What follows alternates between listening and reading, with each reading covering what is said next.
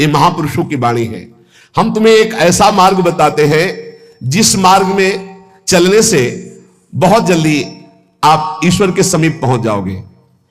वो नाम जप करते हुए किसी से और ईश्वर से भी कोई चाह ना रखना, बहुत जल्दी भगवत प्राप्ति हो जाएगी।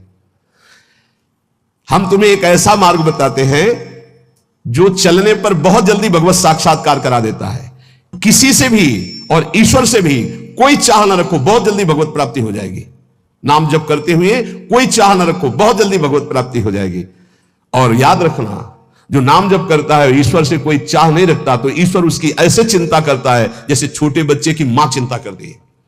किस समय उसको बाल भोग देना, किस समय उसको दुग्ध पान कराना, किस समय उसे स्नान कराना, यह मां की चिंता है, ना कि बालक की। जो ना किसी से चाहता है ना ईश्वर से चाहता है, खूब नाम जप करता है, उसे बहुत जल्दी भगवत प्राप्ति हो जाती है। निष्प्रयोजन भार स्वरूप उनका जीवन होता है जो भजनहीन होते हैं, बिल्कुल बेकार मरा जीवन। जिन हरि भगत हृदय नहीं आनी, जीवित सौ समानते प्राणी। क्या मुर्दे का सा जीवन है।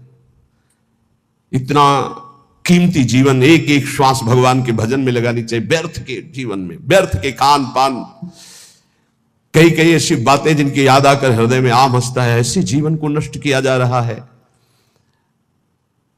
भ्रमण में सब दृश्य देखे हैं। गंगा का किनारा पावन तपस्वियों के लिए भी और राक्षसों के लिए भी है।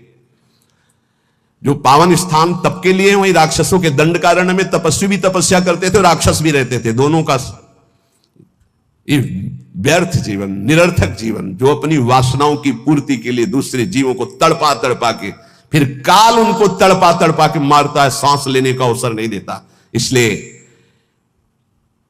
निष्प्रयोजन भार स्वरूप मानो जीवन मत जियो। कीमती जीवन है। जिनका भोजन पवित्र है, उनके विचार पवित्र हैं, वही एकांत में ईश्वर अर्पण बुद्धि से अपने समय को व्यतीत करते हैं। कार्य करते हुए एकांतिक अर्थात अंदर चिंतन चल रहा है, ईश्वर अर्पण। सात्विक भोजन भूख की अपेक्षा कम खाओगे तो भजन बहुत जोर का होगा। लौकिक प्रतिष्ठा बढ़ने लगे तो भगवान से प्रार्थना करो कि आपका स्मरण न छूटने पावे, लौकिक प्रतिष्ठा में महत्व न होने पावे। जानबूझकर सुख सुविधाओं का त्याग करके जितनी कम वस्तुओं का सेवन कर सको, कम पैसे वाली वस्तुओं का, उतना ही तुम्हारा ईश्वर के प्रति प्रेम बढ़ेगा। ईश्वर इच्छा को जानने वाला ही महात्मा होता है। जोई जोई प्यारो करे सोई मोई भावे, मेरे प्यारे की क्या इच्छा है ये महात्मा जानता है। अन्याय से प्राप्त वस्तुओं को पाने वाले के सारे करण पाप लिप्त हो जाते हैं। अंतःकरण, बुद्धि, मन, चित्त, अहंकार, वो इच्छा ना होने पर भी दूषित अन्न के कारण पाप इच्छा प्रकट होकर उससे पाप कराती है। जो घूस लेता है, अन्याय पूर्वक निर्णय करता है, ऐसों का धन उनके परिवार को नष्ट कर देता है और उनका किया हुआ दान जिसके पास जाता है उसकी अंतःकरण की वृत्ति को नष्ट करके पाप आचरण करवाता है। इसलिए भगवत मार्ग में चलने वाले उपासकों को घूस लेने वालों से जो प्रतिग्रह दान लेना है उनसे बचे। खूब खुली बात है। ये जो अन्याय अधर्म करना पैसे के बल से सीख गए हैं, अपने पद का दुरुपयोग, ऐसे लोगों से जो दान लिया जाता है, ऐसे लोगों से जो अर्थ लिया जाता है, वो केवल पाप विचार बढ़ाता है, पाप आचरण बढ़ाता है। इसलिए बहुत सावधान। देखा महाप्रभु चैतन्य देव से जब महाराज प्रताप रुद्र बड़े महाभागवत थे, उनके दर्शन करने की बात सामने रखी गई कि वो दर्शन करने आना चाहते, तो उन्होंने कहा तुमने क्या समझ रखा है, एक मैं वीतराग सन्यासी में राजा के दर्शन के उनके लिए दरबार में जाऊं या उनको यहां बुलाऊं, मुझे क्या आवश्यकता है। नहीं, राज दर्शन भी निषेध। ऐसा जो उपासक चाहता है कि मैं सच्चे भाव से भगवान के मार्ग में चलूं, तो पाप कर्म करने वालों से, उनके द्वारा दी हुई वस्तुओं से बहुत दूर बच करके भूखे रह जाओगे तो ठीक है, उनका अन्न न जाने पावे। ईश्वर भक्त अदृश्य परमात्मा की इच्छा का अनुमोदन करता रहता है और वह देखता रहता है कि मृत्यु हर समय हमारी प्रत्येक श्वासों को गिन रही है। इसलिए वो सर्वांग सुंदर होने पर भी अपने शरीर का राग नहीं रखता और तपश्चर्या के द्वारा, शरीर के द्वारा भगवान को प्राप्त कर लेता है। ईश्वर के सिवा दूसरी कोई भी वस्तु मिलेगी वो टिकाऊ नहीं होगी, परिवर्तनशील होगी, नाशवान होगी। मनुष्य जीवन प्राप्त करके ईश्वर को प्राप्त करना ही खास वस्तु प्राप्त करना है। बाहर से निर्धन देखने वाला उस नाम जापक को नहीं जानता कि कितना बड़ा धनी सर्वलोक महेश्वर भगवान को अपने अधीन किए रहता है, जो निरंतर नाम जप करते हुए बाहर से निर्धन रहता है। तुम बाहर से निर्धन दिखते हुए अंदर से महान धनी हो यदि नाम जप करते हो, और ये बाहर से जो धनी दिखाते हैं अंदर से खोखले हैं, इनके पास अहंकार गर्व के सिवा कोई सच्चिदानंद बात नहीं है। इसलिए ईश्वर का अवलंबन अर्थात भगवान की शरणागति, ऋषि मुनि भक्त जनों के द्वारा जो दिए गए वचन, उनका मनन, खान पान पवित्र जगह से, हिंसा और निंदा करने वालों से बिल्कुल बचो, उनका कोई भी शब्द या भोजन या संग ना आने पावे, निषिद्ध विषयों से दूर रहो, कुछ भी भोगने की इच्छा उठे उसको दबाकर रौंद डालो। ये तब भगवत प्राप्ति के योग्य बनता है। जो महात्मा आचार विचार परायण होकर धर्म में चले हैं उन्हीं के अनुसार चलो। सत्कार्यों में स्थिति प्राप्त करने के लिए उन महात्माओं का अनुसरण अत्यंत आवश्यक है। इस जगत में प्रभु के समान कोई सच्चा सहायक नहीं है। मूर्तिमान प्रभु के सहायक स्वरूप ये महापुरुष जन है, इन्हीं का आश्रय ले लो, इन्हीं के पीछे चलो तो सतमार्ग का दर्शन हो जाएगा। सतमार्ग पर चलाने के लिए ही पहली पीढ़ी जो हमारे गुरुजनों की है उसका अनुसरण करना है। महाजनों गतेन सपंथा, संसार केवल फंसाने वाला है, महापुरुष ही केवल मुक्त करने वाले हैं। कल एक भगत कह रहे थे, हमारे पिताजी ने कसम खवाया कि वृंदावन गए तो तुम्हें हमारी कसम है, हमारा मुख देखोगे। कसम का मतलब ये, बोले आपको गाली देते हैं। उनका धन्यवाद, कम से कम गाली दे रहे, साफ तो नहीं दिया। दक्ष ने साफ दे दिया नारद जी को, नारद जी को साफ दे दिया। कब? जब उनके पुत्रों को बाबाजी बना दिया। भगवान के मार्ग में जब प्रशस्त कर दिया दक्ष के पुत्रों को, तो दक्ष जी ने जल हाथ में लिया। जब नारद जी गए तो ये नहीं पूछा कि क्या हालचाल, कहा मैं साफ देता हूं, हमारे पुत्रों को भगवत मार्ग में लगा दिया, तुम 2 घड़ी से ज्यादा कहीं जिंदगी में टिकी ना पाओ। 2 घड़ी का मतलब होता है 48 मिनट। बोले इतने में तुम बहुत बड़ा काम कर देंगे, 48 मिनट में तुम बाबा जी बना देंगे भगवत मार्ग के पति। बोले आपके प्रवचन सुनकर हम माला जप करते हैं, वाणी पाठ करते हैं, थोड़ा तिलक लगा लेते हैं, वृंदावन की, तो वो कहते हैं हमारे लड़के को बर्बाद कर दिया इस नाम लेके। तो बात सही है, जो अपनी श्वासों को व्यर्थ में बर्बाद करते हैं, शराब पीते हैं, मांस खाते हैं, बेविचार करते हैं, गंदे आचरण में चलते हैं, क्या कैसे माता पिता है इस बात के लिए राजी है कि मेरा बेटा नरक जाए? इस बात के लिए राजी है कि मेरा बेटा गलत आचरण करे, और वही शराब पी के जब आवे तो 2-4 मुझे थप्पड़ मार के घर से बाहर करे? ये आचरण? अगर माता पिता को भगवान मानकर उनकी सेवा करो। वो कह रहा था कि आप अपराध भर हमको न बोध कराएं, तो एक बार अंदर से इच्छा कि अपने बाप को उठा के पटके और खूब धुलाई। तो हम कहा अगर हमें मित्र मानते हो तो एक शब्द भी कटु मत बोलना। गुरु मानते हो कि नहीं वो तो तुम जानो, दोस्ती के लिए तो हम हाथ फैलाते हैं, हम हित मित्र हैं। अगर हमें मित्र मानते हो तो ऐसे माता पिता के रोज पैर छुओ, उनमें भगवान की भावना करो और मेहनत करो, लेबरी करके भी कमाओ और उनको खवाओ पियाओ, और वो जब हमारी निंदा करें तो कान में अंगुली डाल लो और अपने सतमार्ग में चलो। बड़ा विचित्र समय है। जो माता पिता प्रथम गुरु कहे गए हैं, भगवान के मार्ग में चलाने वाले या सतमार्ग में चलाने वाले या संसार में कदम हमारे जो बढ़े, धन्य है वो मां जो अपने रक्त को दुग्ध बनाकर मुझे पान कराकर इतना बड़ा किया। धन्य है वो पिता जो मेहनत करके हमको पढ़ाया लिखाया। अब वो चाहे जितना कड़ुआ बोले, हम उसे भगवान की तरह पूजेंगे, सबको ये मानना चाहिए। उनकी वृद्धावस्था वो कुछ भी बोल सकते हैं, बड़े लोग हैं, हमें उनकी सेवा करनी, उस सतमार्ग में चलना है। तो यहां कह रहे कि महापुरुषों के सिवा अपना कोई सतमार्ग बताने वाला नहीं, इसलिए संतों की बात को मानना चाहिए। वो अहेतुकी मित्र हैं, तुम्हारा अमंगल नहीं कर सकते हैं। इस जगत में प्रभु के समान कोई सच्चा सहायक नहीं, और प्रभु ही महापुरुषों के रूप में प्रेरित करते हैं आकर के अपने मार्ग को। इसलिए मन को सत्य मार्ग में चलाने के लिए पहली सीढ़ी संत महापुरुषों के वचनों के आधार पर चलो। आज हम सबके ऋणी हैं, सच्ची हृदय से ऋणी हैं, धन्यवाद देते हैं कि आज इस कलयुग के प्रचंड तांडव काल में आप संतों की बात मान रहे हैं। इसलिए हम आपके चरणों में प्रणाम करते हैं, क्योंकि इसमें आपका मंगल है।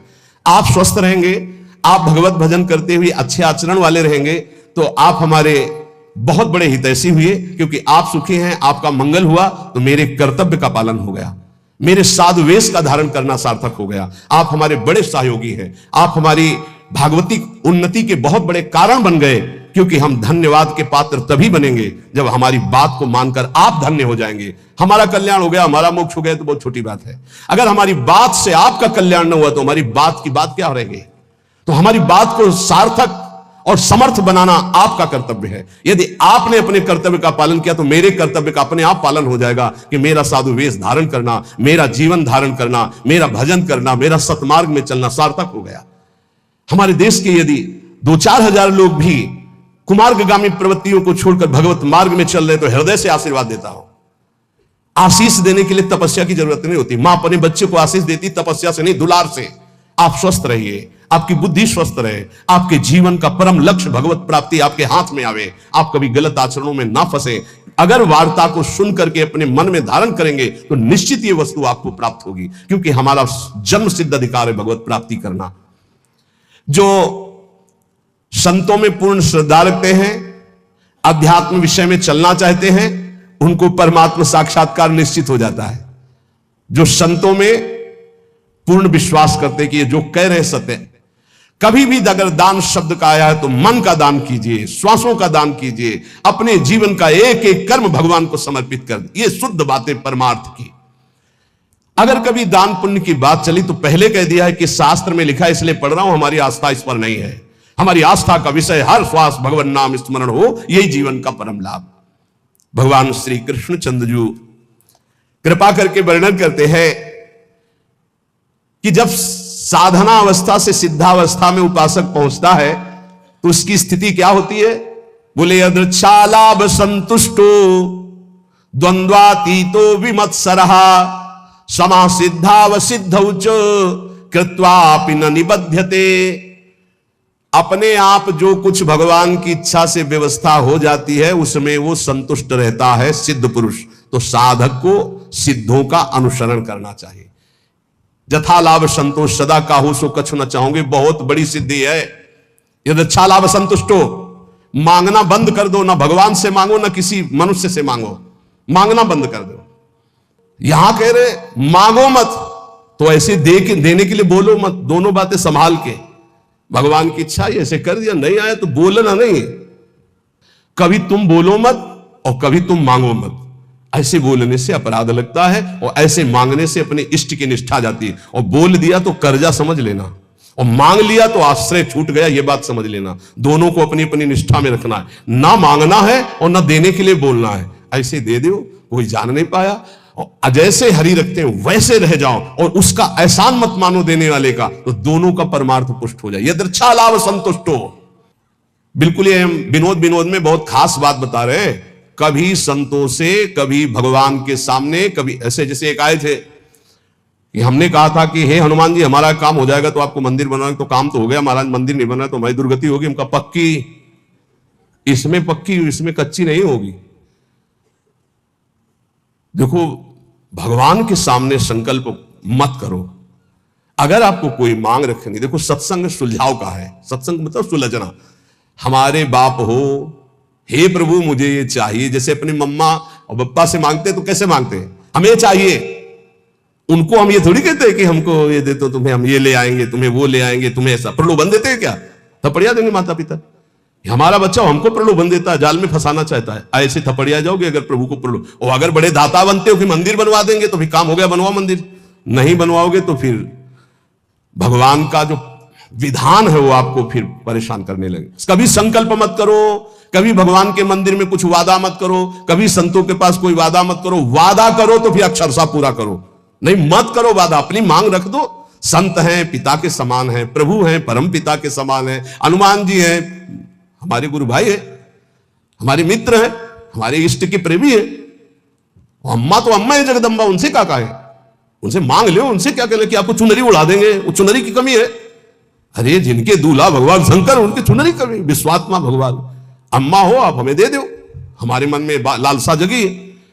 अब बेटे हो तो कुछ तुम्हें आवश्यक है तो आप भाव अपने अर्पित कर सकते हो मां के समान। लेकिन मांगना और वादा करना ये दो बातें नहीं। आज सत्संग में बात बैठा लो, ना भगवान के सामने ना कभी संत के सामने कभी वादा मत करो कुछ देने का। तुम्हारे पास जो कुछ है वो गुरुदेव का, इष्ट का है, क्या दोगे? अगर वादा करो तो उसे भूलो मत, निर्वाह करो। दूसरी बात, मांगो मत, वो सर्वज्ञ है, अपने आप पूरा करेंगे। यदृच्छा लाभ संतुष्टो, जैसे भगवान परिस्थिति दे रहे उसमें संतुष्ट रहो। द्वंद्वातीतो विमत्सरा, किसी भी द्वंद्व का तुम्हारे ऊपर कोई प्रभाव ना पड़े। जैसे मान है, अपमान है, अनुकूलता है, प्रतिकूल। कल एक, अपने यहां तो बहुत बड़ी कृपा होती है, हर प्रकार के उदाहरण मिलते रहते। कल एक भगत जी ने कहा, जब अनुकूलता रहती तो हमें पातिव्रत धर्म भी याद रहता है, सब याद रहता, जब प्रतिकूलता आती तो सब भूल जाते हैं। इसको कोई भक्ति कहते हैं? अनुकूलता में तो सब जय हो बोलते हैं, जब प्रतिकूलता में जय हो बोलो तब तो तुम्हारी भक्ति रही। द्वंद्व आती तो अनुकूल प्रतिकूल, मान अपमान, लाभ हानि, दुख सुख में बराबर जिसका भाव रहता है वो सिद्ध महापुरुष होता है। साधक को बराबर भाव रखने की चेष्टा करनी चाहिए। विमत्सरा, किसी के प्रति ईर्ष्या मत रखो, ईर्ष्या बहुत हानिकारक है। ईर्ष्या में बहुत बड़े बड़ों का पतन होते देखा है। ईर्ष्या बहुत जल्दी नाश कर देती है, इसलिए ईर्ष्या दूसरे के प्रति होने का मतलब अपना नाश करना। समा सिद्धाव सिद्धो चो, साधन में चल रहे हो, लाभ मिले ना मिले, आपका साधन सच्चिदानंद में, निराश होने की जरूरत नहीं है। बहुत ध्यान से सुनना, नहीं तो ये आने लगता है कि हमारा इतना समय हो गया भजन करते, कोई लाभ तो हमारे को मिला नहीं। देखो, गुरु कृपा से कभी तुम्हें लाभ नहीं दिखाई देगा, गुरु कृपा से। और जब लाभ दिखाई देने लगे तो जान लेना अकृपा आ गई है। क्यों? अहंकार के बिना लाभ का अनुभव नहीं होता। जब अहंकार आता है तब लगता है मेरे में सद्गुण आ गया, और जब दैन्यता आती तो बड़े बड़े सिद्ध महापुरुषों को देखा, कभी उनको यह अनुभव नहीं होता मैं प्रेमी हूं, मैं भागवती हूं। जितने महापुरुषों की वाणी आप पढ़ के देख लीजिए, अहंकार रहित महापुरुष तो अपने को अधम, तुच्छ, नीच, मूढ़, कामी, यही शब्द बोले हैं अपने लिए। जब अपने में आ जाए कि मैं निष्कामी, मैं महात्मा, मैं सिद्ध, मैं तो जान लेना अहंकार जागृत हो गया है। और ये भगवान की कृपा से नहीं होता, है अकृपा से होता है। इसलिए समा सिद्धा व सिद्ध हुआ, चाहे ऐसी स्थिति दिखाई दे कि हमारे में कुछ लाभ आ गया है, या चाहे दिखाई दे कुछ लाभ नहीं आ गया है, ना फूलो ना भूलो, सम रहो। समा सिद्धा व सिद्धौ च, दोनों में समान भाव रखो। चक्रत्वापि न निबध्यते, वो कभी इस माया में बंधता नहीं है। आगे भगवान कह रहे, गत संगस्य मुक्तस्य ज्ञानावस्थित चेतसः यज्ञायाचरतः कर्म समग्रम प्रविलीयते। किसी के भी संग का कोई भी रंग ना चढ़ने पावे, उसे सिद्ध पुरुष कहते हैं। जित संग दोषा, चाहे वो घोर पापी हो, नीच हो, व्यभिचारी हो, दुराचारी हो, नाना प्रकार की भोग सामग्री, बहिर्मुख पुरुषों का सब कोई फर्क नहीं, वो अपने रंग में है। जो रही मुत्तम प्रकृति का कर शकत कुसंग, चंदन विष व्यापत नहीं लपटे रहत भुजंग। क्यों? क्योंकि वो परमात्मा भाव में स्थित है। गत संगस्य मुक्तस्य है, वो मुक्त हो चुका है, इसलिए कोई भी संग उसके ऊपर प्रभावित नहीं है। मुक्त महापुरुष की पहचान होती है, कोई भी संग उसके ऊपर प्रभाव नहीं डाल सकता। काम का, क्रोध का, लोभ का, मोह का, मद का, मत्सर का, कैसा भी संयोग आ जाए उसके ऊपर कोई प्रभाव नहीं। स्वात्मा रामम विषय मृत तृष्णाम भ्रमयति, मुक्त पुरुष कभी विषय मृत तृष्णा में भ्रमित नहीं होता। कैसी भी क्रिया का संयोग बन जाए, कैसे भी पदार्थ का संयोग बन जाए, कैसी भी घटना आ जाए, कैसी भी परिस्थिति आ जाए, कैसी भी व्यक्ति के सामने उपस्थिति हो जाए, उसके ऊपर कोई फर्क नहीं पड़ता। गत संघर्ष है, जो बांधने वाला है, जन्म मृत्यु का बंधन है, वो देहाभिमान है, वो उसका नष्ट हो चुका है। इसलिए किसी भी तरह का कोई भी विकार उसके अंदर हावी होता ही नहीं है। इसी स्थिति को कर्माणि श्रुति बोधितान नितराम कुर्वन्तु कुर्वन्तु मां गूढ़ाश्चर्य रसास्रगादि विषयान गृह्णन्तु मुंचन्तु वा। वो भोग की सामग्री के बीच में भोग में दिखाई दे रहा है, लेकिन वो भोग में नहीं है। वो कर्म करते हुए भी कर्म से रहित है। वो देखते हुए भी देखता नहीं, सुनते हुए भी सुनता नहीं, बोलते हुए भी बोलता नहीं, खाते हुए भी नहीं खाता है, क्योंकि वो मुक्त महापुरुष है, दयाभिमान रहित है। लोक संग्रहार्थ उसके धर्म कार्य हो रहे हैं, लेकिन उनका कोई फल नहीं है। वो असंग है। क्यों? बोले मुक्तस्य है, वो मुक्त पुरुष है। तो साधक को इसका अनुसरण करना है। किसी का प्रभाव हमारे ऊपर तब नहीं पड़ेगा जब हर समय हमारे अंदर भगवत चिंतन चलेगा। राधा राधा राधा राधा, अब कोई फंसा नहीं सकता। नाम जितना धीमे होता चला जाएगा उतना गाढ़ चिंतन विषयों होने लगेगा। नाम छूटेगा, क्रिया बन जाएगी। 1 सेकंड लगता है अपहरण करने में बुद्धि को। इन विकारों ने इतना अधिकार जमा रखा है, 1 सेकंड में बुद्धि को अपहरण करने की जो निर्णय ही नहीं कर पाएगी, नाम न छूटने पावे। असंगो अहम पुरुषः, मैं असंग हूं, ना कभी कोई मुझे बांधा था, ना कोई बांध सकता है। यह अनुभव हो जाता है सिद्ध महापुरुष को। किंतु असंग होते हुए उसने संग जिसने कर रखा है शरीर का, इंद्रियों का, मन का, बुद्धि का, अब उसके ऊपर प्रभाव पड़ेगा पदार्थ का, परिस्थिति का, व्यक्ति का, घटना का, सुख का, दुख का। और जिसने शरीर, इंद्रिया, मन, बुद्धि से अपने को असंग देख लिया, उसके ऊपर कोई प्रभाव नहीं पड़ेगा। उससे ही मुक्त पुरुष कहते हैं। कोई मेरी मनचाही करे या मेरे मन के विरुद्ध करे, कोई फर्क नहीं पड़ता। किसका? जो शरीर, इंद्रिय और मन से अलग हो चुका है। अलग क्या हो चुका है? वो तो अलग था ही, हां, अनुभव हो गया जिसको ऐसा। चाहे अकेला बैठा हो या हजारों के बीच में, शरीर स्वस्थ हो या रोगी, भोग बाहुल्यता हो या किंचन, मनचाही हो या मन के विरुद्ध, कोई फर्क नहीं पड़ता उसमें। गत संगत से मुक्तस्य, क्यों? क्योंकि अपने स्वरूप में स्थित है। वो किसी क्रिया या शरीर या मन या बुद्धि या चित्त या अहंकार या इंद्रियां, कामना, ममता, कुछ नहीं उसके हृदय में। लेकिन साधक के हृदय में सब होता है। साधक के हृदय में सब होता है, पर होते हुए भी वो नाम जप के द्वारा, प्रवीण हुई बुद्धि के द्वारा अपने को बचा लेता है। मुक्त पुरुष की पहचान है कि वो विविध प्रकार के भोगों के बीच में रहते हुए भी किंचन मात्र विक्षिप्त नहीं होगा। किसी भोग का उसके ऊपर कोई प्रभाव नहीं पड़ेगा। ज्ञानावस्थित चेतसा, क्योंकि वो ज्ञानावस्थित हो गया है। वो अपने चेतन स्वरूप, आत्म स्वरूप में स्थित हो चुका है, भगवत स्वरूप को प्राप्त हो चुका है। और साधक का कार्य है इस जड़ शरीर से अपना संबंध अलग मानकर भगवत स्वरूप में स्थित होना। यज्ञायाचरतः कर्म समग्रम प्रविलीयते, उसके जितने कर्म है सब अकर्म होते रहते हैं, कोई फल देने वाले नहीं होते। जितने भी कर्म है, क्यों? वो कर्ता भाव से रहित, अहंकार रहित, स्वाभाविक हो रहा है, यंत्रवत हो रहा है। साधक ऐसा नहीं होता है, वो कर्ता होता है। अब उसको क्या करना है कि वो ना फंसे, हर कर्म भगवान को अर्पित करना है।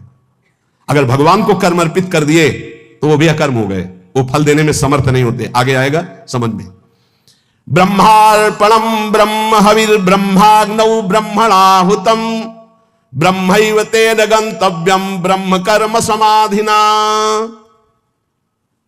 कर्ता, करण, कर्म, ये तीन हैं। कर्ता जो कर्म करने वाला है, करण जिनके द्वारा होता है, और जो होता है उसे कर्म कहते हैं। कर्ता, करण, कर्म, इन तीन के द्वारा बंधन प्राप्त हुआ है। न कर्ता रहा तो करण है, और कर्म हो रहा है तो फल उसका अकर्म है। जैसे इंजन बंद कर दे और ढलान में गाड़ी छोड़ दे तो न पेट्रोल का खर्चा होगा, वो अपने आप चलती चली जाएगी। इंजन बंद है, बस ऐसे समझ लो। स्वाभाविक प्रवाह कर्म का चल रहा है, कर्ता, इंजन बंद है, कोई भी खर्चा नहीं है, कोई भी बंधन नहीं है। वो जीवन मुक्त महापुरुष। कर्तापन रहेगा तो कर्म का भोग भोगना पड़ेगा, अवश्य में भोक्तव्यम कर्तम कर्म शुभाशुभम। कर्तापन रहेगा तो कर्मों का संचय होगा, उसका भोगना पड़ेगा। तो कर्म भोगने के लिए जन्म लेना पड़ेगा, जन्म मरण चलता रहेगा। कैसे नष्ट होगा कर्ता भाव? एक होता है ज्ञान से नष्ट होता है, एक होता है भगवत भाव से। हर कर्म बड़ी प्रवीणता पूर्वक भूलो मत, प्रभु को समर्पित कर दो, बच जाओगे, बच जाओगे। नाम जप करो, जो भी कार्य करो, सुबह जगने से लेकर शयन तक पूरे समय को भगवान को अर्पित कर दो। ये भागवत धर्म में बचा लेगा आपको, मान लो। जो त्रुटियां होगी वो भस्म हो जाएंगी कर्म समर्पण से। इसमें सब ब्रह्ममय हो जाएगा। अर्पण, जिससे अर्पण किया जा रहा है वो भी ब्रह्म, ब्रह्मार्पणम। और जिसमें अर्पण किया जा रहा है वो भी ब्रह्म, और जो अर्पण किया जा रहा है वो भी ब्रह्म। अर्पण, जिससे अर्पण किया जा रहा है वो ब्रह्म, और जिसमें अर्पण किया जा रहा है वो ब्रह्म, और जो अर्पण किया जा रहा है वो ब्रह्म। तो स्वयं ब्रह्म की प्राप्ति समाधि अवस्था को हो जाता है। यह ज्ञान अपने को तो नहीं है, पर इतना जरूर है कि हमें जो सामर्थ्य है वो भगवान की दी हुई। बिल्कुल सरल भाषा में आपको बता रहे, हमारे पास जो भी वस्तु है भगवान की दी हुई। हम जो भी कर्म कर रहे हो भगवान के लिए, वो सब कर्म भगवान को समर्पित कर देते, तो हम भी भगवत स्वरूप हो गए, हम भी भगवत स्वरूप हो गए। बड़ा आनंद का विषय, बस इसे समझ, ये ज्ञान का विषय। ब्रह्मार्पणम ब्रह्म हविर ब्रह्माग्नो ब्रह्मणाहुतम ब्रह्मैव तेन गंतव्यम ब्रह्म कर्म समाधिना। इसी को आप भगवान में ले लो, भक्ति के द्वारा। हमारे पास जितने भी अंग है वो सब भगवान की दी हुई, जो भी वस्तुएं सब भगवान की दी हुई, जो बुद्धि है वो भगवान की दी हुई, जो भी भगवान की आज्ञा से हम कर्म करते हैं भगवान को समर्पित करते हैं, तो हमें भगवान ही प्राप्त होंगे। दैवमेवा परे यज्ञम योगिनः पर्युपासते ब्रह्माग्नाव परे यज्ञम यज्ञे नैवोपजुह्यति। अन्य योगी लोग भगवद अर्पण यज्ञ का ही अनुष्ठान करते हैं, जो अभी बताया। दूसरे लोग योग ब्रह्म रूप अग्नि में यज्ञ के द्वारा जीवात्म स्वरूप से यज्ञ का हवन करते, ज्ञान एक भक्ति के द्वारा। देखो, दो में एक को तो अपनाना पड़ेगा, या तो ज्ञान के द्वारा देखो सब ब्रह्म स्वरूप, और या भक्ति के द्वारा। तीसरा कोई उपाय नहीं इसमें, नहीं, ये कर्म बंधन भोगना पड़ेगा, इसलिए हम बार बार कह रहे हैं। अच्छा, जैसे आगे चलकर फिर अर्पण करना नहीं होता। अर्पण करना तब तक होता है जब तक अपना कुछ बकाया रह जाता है, फिर इसके बाद अर्पण कुछ बचा ही नहीं। ये अर्पित, हृदय अर्पित, तब ये थोड़ी ही कि राधा वल्लभ अर्पणम मस्तु, कुछ रह नहीं गया अर्पण करने के लिए, तो करे क्या? समझ पा रहे हो? अभी आपके पास है, इसलिए अर्पण करो, उसमें ज्ञान मत लगाओ। हमारी बात समझना। और जिनको हमारी ये बात समझ में आ रही है, तो अब अर्पण करने की कोई बची ही नहीं बात। क्या? जैसे हमारा तन अर्पित है, हमारा मन अर्पित है, हमारा जीवन अर्पित है। अब इनके द्वारा जो अर्पित, वो उन्हीं का घर जाए, नौकर की कोई पेमेंट नहीं होती। समझ रहे हो? ये आत्मसमर्पण जिनका हृदय से हो गया, उनको कर्म समर्पण करने नहीं पड़ते कि श्री कृष्णार्पणम मस्तु, राधा वल्लभ अर्पणम मस्तु। यहां हो गया है सब अर्पण मस्तु, यहां सब अपने आप सरकारी है। घर जाए, नौकर की पेमेंट नहीं होती, चाहे वो बैठा रहे, चाहे फावड़ा चलावे, चाहे कुछ करे, उसका सब कुछ है। वो केवल कहने मात्र को सेवक है, वो स्वामी पर भी अधिकार रखता है। जो पेमेंट लेता है उसकी हर मिनट की पेमेंट है। तो जिसका अपना कुछ है, पति पुत्र परिवार शरीर अपना है, बच जाओगे यदि कर्म अर्पण करने वाली बात समझ में आ गई। नहीं, अवश्य में भोक्तव्यम कर्तव्यम कर्म शुभाशुभम। दोनों प्रकार के साधक बैठे हैं, एक अहमग्रह और एक समर्पित। समर्पित साधक को अगर ये समझ में आ गया है कि अब मेरा कुछ है ही नहीं, तो आपको समर्पण की 84 जी का पाठ किया, राधा वल्लभ अर्पणम मस्तु। अब यहां कुछ अर्पणम मस्तु के लिए है ही नहीं, 84 जी गवाओ, चाहे हल्ला मचवाओ, जितना बोलेंगे वो सब आपकी बात बोलेंगे। हम हंसेंगे तो हमारा भजन होगा, हम चलेंगे तो हमारी परिक्रमा होगी, बात करेंगे तो आपके स्तोत्र होंगे, क्योंकि आपके सिवा हमारा कोई है नहीं। जिनकी ऐसी भावना आ चुकी, उनको अर्पण करने की जरूरत नहीं है। समझ रहे हो? और जिनको ये है, हे परमात्मा, हे भगवान, तो फिर अर्पण कर देना, क्योंकि अभी दूरी है वही अर्पण कर दें अपने आप को हमारे ऊपर। बस ये बात रह गई है। समझ पाए? अब हमारा तो हो चुका, जो कुछ होना है उनकी तरफ से अर्पण करना रह गया है। समझ में आ रही? हम जितने हैं जैसे हैं, बोले अधूरा अर्पण है, तो कह तो रहे हैं हम जितने जैसे हो चुका हमारी तरफ से, अब अपनी तरफ से कर लियो। अधूरे समझ में आ रहे ना, तो पूरे कर लियो। बोले कुछ अर्पण है कुछ नहीं अर्पण है, तो सब अर्पण कर लो। अब हमारी तरफ से ऐसे हो चुका है, कोई परवाह नहीं। अगर ऐसा है तो बोलने की जरूरत नहीं, राधा वल्लभ अर्पणम मस्तु, ये बोलने की जरूरत नहीं। और अगर ये है कि अभी हमारा कुछ है, तो पक्का बच जाओगे। हर कर्म प्रभु को अर्पित कर दो। इसमें कह रहे दैव मय्वा परे यज्ञम योगिनः पर्युपासते ब्रह्माग्नाव परे यज्ञम यज्ञे नैवोपजुह्यति। एक है कि वो सब कर्म भगवान को समर्पित करते, भगवान की सामर्थ्य से, भगवान के द्वारा दी वस्तुओं से भगवत कर्म हो रहे, भगवान को अर्पित। एक है ब्रह्माग्नाव परे यज्ञम यज्ञे नैवोपजुह्यति, ज्ञान के द्वारा। अब अपने अर्पणम मस्तु एक बार हो गई, अब बार बार नहीं होगी। गुरुदेव ने संकल्प करवा के तनुवांग मनोभिरमलय सोहम तवै आश। अब जैसे कोई आपसे कहे कि अधूरा अर्पण है इसीलिए अनुभव में नहीं आ रहा है, तो आपसे हम सलाह ले रहे हैं क्या? और अगर गुरु जी कह दे और श्री जी कह दे, तो उनसे भी कहना है कि जानते हो ना अधूरा है, आप भी जानते हो ना अधूरा है, तो पूरा कर लो। हमारा जितना होना था हो गया, आप कर, हमारी तरफ से अब काम खत्म। देख लो अंदर से बिल्कुल हम वो बात कहते हैं जो मुक्त होना है, श्री जी से मिल जाना है। अपने ऊपर रखोगे तो पूरी जिंदगी भर परेशान रहोगे, वो खेलते रहेंगे, तुम्हारी तरफ नहीं देखेंगे। जब जान लेंगे ना ये कि अभी हो गया इसका जितना होना था, तो वो अपना प्रोसेस शुरू कर देंगे। शुरू करो प्रोसेस, बिल्कुल तैयार। वही पूरा सूरा, हम जैसे भी हैं आपके हैं, वही हुआ पूरा सूरा। वही बलवान हो गया, वही पूरा हो गया। ऐसे ऐसे वही कर सकता है जिसने अपने तन वांग मनोभीरमले सुहम तो विवाश्रिता, हम आपके आश्रित हैं, अब आप पूर्णता अपनी तरफ से कर लीजिए, हमारी पूरी जिम्मेवारी उनके हाथ है। हमारी को मतलब समझ रहे हो, जो पूर्ण रूप से ऐसे जिनका कुछ है उनके लिए कह रहे हैं कि या तो दो मार्ग, या तो ज्ञान के द्वारा सब ब्रह्म है, और या तो भगवान को अर्पित।